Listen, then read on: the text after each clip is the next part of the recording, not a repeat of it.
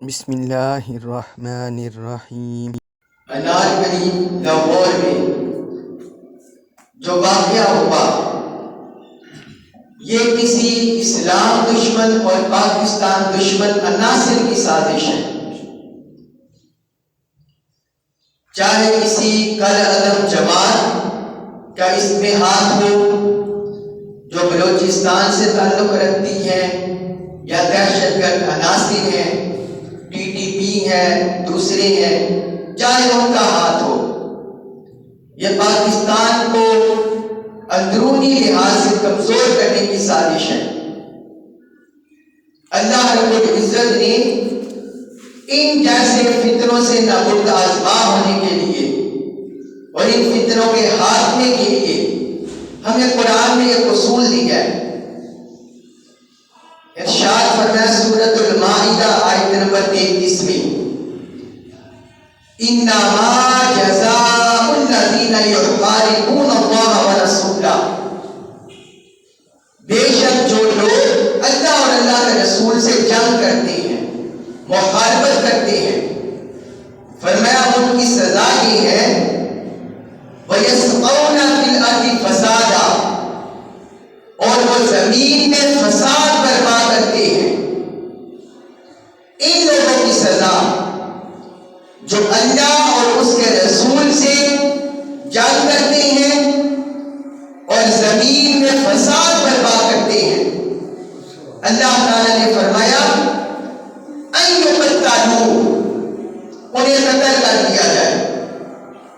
یہ پہلی سزا ہے ایسے عناصر کی کہ ان کی سرکوبی کی جائے، انہیں قتل کر دیا جائے۔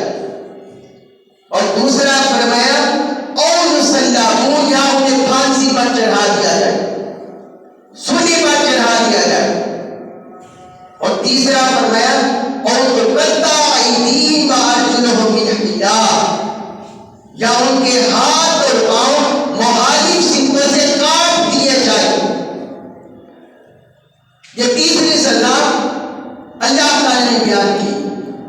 اور چوتھی سزا فرمائی اور ينفوا من الارض، یا انہیں زمین سے نکال دیا جائے، اس علاقے سے نکال دیا جائے، اس علاقے سے بدل کر دیا جائے، خارج کر دیا جائے۔ یہ اللہ تعالی نے 4 سزائیں ذکر کی ہیں دہشت گرد عناصر کے لیے، قاتلوں کے لیے، زمین میں فساد برپا کرنے والوں کے لیے، کہ ان میں جیسا وہ مستحق ہو ویسے اس کو سزا دی جائے۔ تو جو انارکلی لاہور میں ہوا اس میں ہر پاکستانی، ہر مسلمان کا دل غم زدہ ہے کہ 3 کے قریب وہاں شہید ہو گئے اور 25-26 کے قریب زخمی ہو گئے، اور ان میں بھی 6 سیریس حالت میں ہیں۔ تو اللہ تعالی نے یہ ہمیں اصول دیا ہے کہ ایسے عناصر سے کیسے نمٹنا ہے۔ پھر آگے فرمایا اسی آیت مبارکہ میں ذالک لہم خزی فی الدنیا، یہ دنیاوی زندگی میں ان کے لیے رسوائی ہے، یہ دنیاوی زندگی میں ان کے لیے رسوائی ہے، تاکہ لوگوں کے سامنے انہیں سزا دی جائے، اجر کا بول بالا ہو۔ اور آگے فرمایا وَلَهُمْ فِي الْآخِرَةِ عَذَابٌ عَظِيمٌ، اور ان کے لیے آخرت میں بڑا عذاب ہے۔ دنیاوی زندگی میں بھی رسوائی اور آخرت میں بڑا عذاب ہے۔ تو یہ ہماری حکومت وقت کو چاہیے، ہمارے عدلیہ کو چاہیے، ہماری ریاستی ادارے کو چاہیے کہ ان عناصر کا خاتمہ کیا جائے بغیر کسی روح اور رعایت کے، تاکہ پاکستان میں امن پھیلے، اندرونی طور پر بھی اور بیرونی طور پر بھی۔ یہ جو پچھلے ماہ 4 مہینے 2-4 مہینے پہلے جو اسلام آباد میں وزیر خارجہ کانفرنس ہوئی ہے، یہ اس کے بھی اثرات ہو سکتے ہیں پاکستان میں انتشار پھیلانے کے لیے۔